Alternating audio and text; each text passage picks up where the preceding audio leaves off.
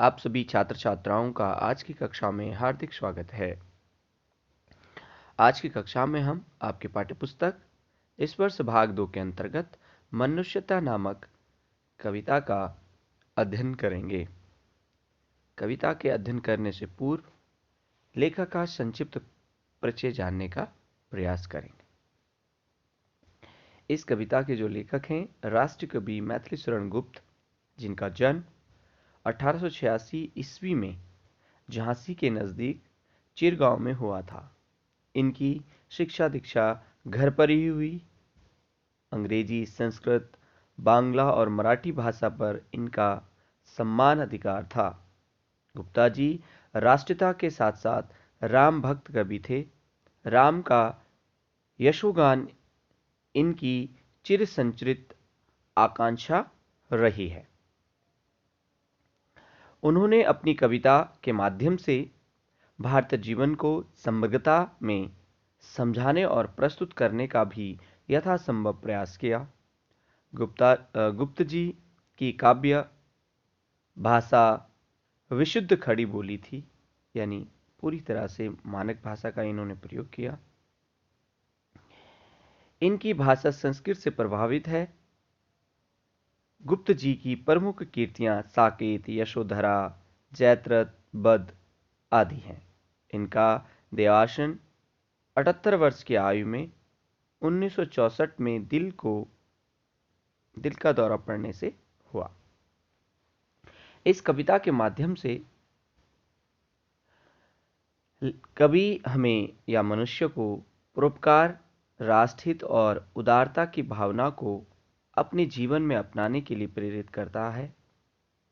इस कविता में स्व की भूमि से उठकर पर की भूमि तक जाने की प्रत्येक व्यक्ति को संबोधित किया है। यहाँ पर कवि जी मतलब जो हम अपने तक ही सीमित रहते हैं, तो वही चीज़ हमें दूसरों के लिए करनी चाहिए। परोपकार की भावना अर्थात कहने का तात्पर्य ये हुआ कि हम जो अपने लिए चाहते हैं वो हमें दूसरों के लिए भी करना चाहिए। मनुष्यता पूरे लक्षणों में उसी मनुष्य में माने जाएंगे जिसमें अपने और अपनों के हित चिंतन से कहीं पहले और सर्वोपरि यानी दूसरों का हित चिंतन हो। यानी अपने और अपनों से पहले दूसरों के लिए जो कार्य करता है वही सर्वोपरि इंसान माना जाएगा। पहले काव्यांश को हम देख लेते हैं। यहाँ पर विचार लो कि मृत्यु हो न मृत्यु से डरो कभी, मरो परंतु यूं मरो कि याद जो करे सभी, हुई न यूं सुमृत्यु तो वृथा मरे वृथा जिए, मरा नहीं वही कि जो जिया न आपके लिए, वही पशु प्रवृत्ति है कि आप ही चरे, वही मनुष्य है कि जो मनुष्य के लिए मरे। हम इसका पहले अर्थ जानने का प्रयास करेंगे। विचार लो कि मृत्यु हो ना मृत्यु से डरो कभी, ये बात तय है और ये सत्य है। इस बात पर आप विचार कर लीजिए या इस विचार को आप स्वीकार कर लीजिए कि मृत यानी मरणशील, जिसका मरना तय है, मृत्यु से डरो नहीं, उस मृत्यु से आपको डरना नहीं चाहिए। यानी जब आपको इस बात का तय है कि मृत्यु होनी है, चाहे कुछ भी करो, आप इसे नहीं रोक सकते, तो ये विचार आप समझ लो या सोच लो कि मृत्यु ये यहां से आप ये मृत्युलोक है और मृत्यु होना तय है। तो फिर आपको इस बात का विशेष रूप से ध्यान रखना चाहिए। और जब मरना आपका तय है तो वहां पर आपको किस चीज का ध्यान रखो, मरो परंतु यूं मरो कि याद जो करे, कि यदि आपकी मृत्यु होती है तो उसके बाद सभी लोग आपको याद करें, आपके किए गए कार्यों के लिए, आपके अच्छे कर्मों के लिए आपको याद किया जाए। हुई न यूं सुमृत्यु तो व्यर्था मरे व्यर्था जिए। अगर आपकी मृत्यु इस तरीके से नहीं हुई कि आपके मरने के बाद समाज आपके लिए रोए, सभी लोग आपको याद करें, आपके किए गए महान कार्यों के लिए आपका स्मरण करे, तो वो मृत्यु उन्होंने कहा कि व्यर्थ यानी बेकार है। ऐसी मृत्यु होना बेकार है अगर आपके मरने के बाद समाज को कोई हानि या वो आपको याद ना करे। वो कभी नहीं मरा नहीं वही कि जो जिया ना आपके लिए। वो व्यक्ति कभी नहीं मरता है जो अपने लिए, सिर्फ अपने लिए नहीं जीता बल्कि दूसरों के लिए भी कार्य करता है। उन्होंने कहा वो पशु प्रवृत्ति है, यानी वो पशु के जैसा है जो आप ही चरे। चरे मतलब उदर पूर्ति करना यानी पेट भरना। यानी वो व्यक्ति पशु के समान है जो सिर्फ अपने पेट भरने के लिए अर्थात अपनी सुख सुविधाओं के लिए काम करता है। वो सिर्फ और सिर्फ पशु के समान है। वही मनुष्य है कि जो मनुष्य के लिए, यानी मनुष्य वही है जो मनुष्य के लिए जीता है। समझ में आ रही बात? और मनुष्य के लिए ही मरता है। भावार्थ समझने का प्रयास कीजिए। कवि हमें समझाने का प्रयास करता है कि मनुष्य के जीवन किस प्रकार का होना चाहिए, उसको समझाने का, उसके महत्व को समझाने का और उस पर प्रकाश डालने का प्रयास करते हैं।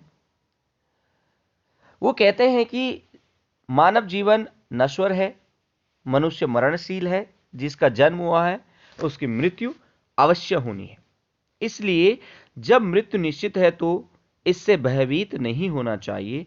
हमारी मृत्यु ऐसी होनी चाहिए कि मृत्यु के उपरांत लोग हमारे महान कार्यों के लिए हमें सदैव स्मरण करें। कोई ऐसा महान और गौरवशाली काम करते करते मरो ताकि तुम्हारी मृत्यु गौरवशाली मृत्यु कहलाए, अर्थात महान मृत्यु कहलाए, सुमृत्यु कहलाए। हमारी मृत्यु के पश्चात लोग हमें याद नहीं करते तो हमारी याद में अगर वो आंसू नहीं बहाते तो हमारा जीवन और मरण दोनों ही व्यर्थ है। हमारी मृत्यु भी लोक कल्याण के हितार्थ होनी चाहिए। जो मनुष्य अपने जीवन में लोक मंगलकारी कार्यों में अपना समय नहीं बिताते उनका जीवन पशु तुल्य है। आप यहां पर समझने का प्रयास करो, पशु तुल्य, पशु के जैसे, क्योंकि देखो घास है तो वो सिर्फ खुद जितने घास में अगर पशु होगा ना तो औरों को आने ही नहीं देगा, सिर्फ अपने आप पेट भर लेगा चाहे दूसरा भूखा ही क्यों ना हो। तो ऐसे अगर आप करते हो कि दूसरा भूखा सो रहा है और आप भरपेट खा रहे हो या अच्छे पकवान खा रहे हो तो आपका जीवन व्यर्थ है, अर्थात पशु तुल्य है। और आज के परिप्रेक्ष्य में आप देखेंगे तो ज्यादातर आपको ऐसे देखने को मिलेगा। लेकिन धर्मार्थ और पुरुषार्थ की कमी नहीं है। हम पढ़ते हैं, बहुत सारे महान लोग हैं, आगे हम पढ़ेंगे। क्योंकि मात्र पशु ही अपने व्यक्तिगत स्वार्थ की पूर्ति हेतु जीवन जीता है। सच्चा मनुष्य वही है जो संपूर्ण मनुष्यता के लिए जीता है और मरता है, यानी सब के लिए। इसलिए वास्तव में मनुष्य कहलाने का अधिकारी भी वही है जिसमें स्वार्थ भाव के स्थान पर परमार्थ यानी दूसरों की, यानी अपने लिए के साथ सिर्फ अपनी बात नहीं बल्कि परमार्थ यानी दूसरों के लिए परमार्थ का भाव हो, परोपकार का भाव हो, जो दूसरों की हित पूर्ति के लिए अपना जीवन जीता है, वही सच्चा मनुष्य कहलाता है। समझ में आई बात? तो इस प्रकार से हमें अपने जीवन काल में, क्योंकि मृत्यु तय है, मृत्यु ने होना है, तो इससे भयभीत नहीं होना है बल्कि सभी के लिए कार्य करना चाहिए। ठीक है, दूसरा हम यहां पर देख लेते हैं। उसी उदार की कथा सरस्वती वखानती, उसी उदार से धरा कृतार्थ भाव मानती, उसी उदार की सदा सजीव कीर्ति गूंजती, तथा उसी उदार को समस्त सृष्टि पूजती। अखंड आत्मभाव जो असीम विश्व में भरे, वही मनुष्य है कि जो मनुष्य के लिए भरे। कवि कहता है कि उसी उदार से धरा, धरा मतलब पृथ्वी, कृतार्थ भाव मानती।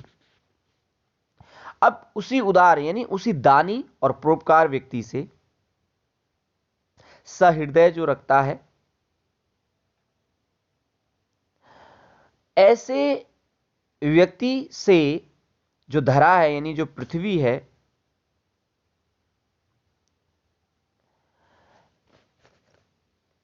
अपने आप को कृतार्थ मानती है। यानी जो व्यक्ति सहृदय और दानी परोपकारी होती है, उनकी कथा मां सरस्वती, बख्यान मतलब वर्णन करती है। धरती मां अपने आप को धन्य मानती है, अर्थात कृतार्थ भाव मानती है, सौभाग्यशाली मानती है। उन उदार और सहृदय व्यक्तियों की सदा सजीव कीर्ति गूंजती, यानी उनका जो यशोगान है वो चारों तरफ गूंजता है उनके बारे में। जैसे कि हम अभी पढ़ रहे हैं, ऐसी सारी सब जगह उन्हीं की बात चलती है, कीर्ति यशोगान उनका होता है। अखंड भाव नहीं, उसी उदार को समस्त सृष्टि पूजती, और समस्त सृष्टि यानी ब्रह्मांड संसार क्या करती है? चारों तरफ उसकी पूजा करती है। समझ में आ गई बात? समस्त सृष्टि पूजती, उसकी पूजा करती है, सम्मान करती है। अखंड आत्मभाव से असीम विश्व में भरे, यानी अखंड मतलब कभी ना खत्म होने वाला, टूटने वाला, आत्मभाव यानी आत्मविश्वास भरने वाला, कॉन्फिडेंस जिसे आप कहते हैं। असीम मतलब अनंत, विशाल, विश्व मतलब संसार। अखंड आपको पता है, आत्मभाव यानी सब में अपना दर्शन कराने वाला, यानी सबको मोटिवेट करने वाला कि आपको कैसे करना है, किस तरीके से आपको संसार के साथ चलना है। जो इस प्रकार का सिर्फ अपने आप नहीं, बाकियों को भी उसके लिए प्रेरित करे, उदार व्यक्ति बने, दानी बने, सहृदय परोपकारी बने। तो जो ऐसे कार्य करता है वही मनुष्य है जो मनुष्य के लिए मरे, यानी ऐसे मनुष्य को ही सच्चे अर्थों में मनुष्य कहते हैं। भावार्थ समझने का प्रयास करते हैं। इस दोहे में यानी सेकंड काव्य में क्या करते हैं? वो उदार व्यक्ति जो होते हैं, यानी परोपकारी जो उदार व्यक्ति होते हैं, दूसरों के लिए कार्य करते हैं, उस पर वो हमें समझाने का प्रयास करते हैं कि उदारता क्या चीज है, उदारता का भाव क्या है, क्या महत्व है उदारता का। उदारता का मतलब मैंने कहा दानी या सहृदय, सबको समझने वाला। कवि कहता है कि जो व्यक्ति उदार होते हैं, सरस्वती उसी उदार मनुष्य का गुणगान करती हैं, जो इस अनंत संसार के अखंड आत्मीयता भाव रखता है, यानी सबके प्रति एक भाव रखता है, ऐसे नहीं कि वो मेरा वो तेरा। पृथ्वी भी ऐसे उदार व्यक्तियों की प्रति कृतज्ञ, अपने आप को कृतज्ञ होती है, अर्थात अपने आप को धन्य मानती है। संसार भर में उनकी कीर्ति का यशोगान होता है, वो जो कार्य करते हैं उसका यशोगान होता है, सभी उस कार्य को सहारते हैं। सब व्यक्ति उस उदार चेतना का सम्मान करते हैं। हम सभी उस चेतना को जो सबके लिए आगे बढ़ती है उसका हम सम्मान करते हैं। कवि का मानना है कि यह भाव जिससे पूरे विश्व में एकता और अखंडता को एक नई दिशा मिलती है, वही मनुष्य सच्चे अर्थों में मनुष्य कहलाने का अधिकारी होते हैं, जो मनुष्य की रक्षा के निमित्त अपने प्राणों का बलिदान दे देते हैं। उन्हीं मनुष्य को हमेशा क्या कहा जाता है? उदार व्यक्ति। अर्थात जैसे कि सरदार भगत सिंह, आप जानते हैं कि आज भी वो हमारे बीच जिंदा हैं। उनके द्वारा किए गए कार्यों का चारों तरफ व्याख्यान होता है। सरस्वती उनका व्याख्यान करती है। आपने देखा हुआ स्कूलों में 26 जनवरी को जब भी कोई ऐसा कार्य होता है तो उनका नाम लिया जाता है। तो इस प्रकार से सिर्फ और सिर्फ इस ज्ञान को केवल पढ़ना नहीं है, जानकारी एकत्रित नहीं करनी है, बल्कि इसके अनुरूप हमें अपना व्यवहार करना है, तभी हम सच्चे अर्थों में एक मनुष्य कहलाने के योग्य बनते हैं। इसका शेष भाग हम अपनी अपनी कक्षा में पढ़ेंगे। अगर इससे संबंधित आपको कुछ भी पूछना है तो आप अपनी लाइव क्लास में पूछ सकते हैं। Thank you. धन्यवाद।